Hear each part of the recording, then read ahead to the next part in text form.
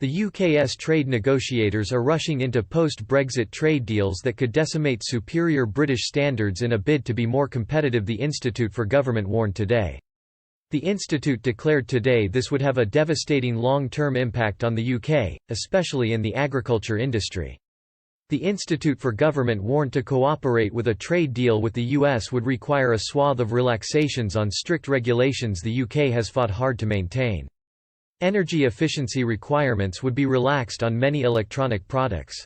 There would also be a cancellation on the prohibition on using geographical names such as Parmesan for products not actually made in those regions. The Institute declared it wanted to see more detail on what the government's red lines were on compromising the UK standards. In free trade agreements, regulatory standards are usually first to be jettisoned in favour of making a financially lucrative deal. The government has been warned to slow down and be more selective about which trade deals to green light, for fear of abandoning standards that in the long term make British brands trusted and thus more competitive.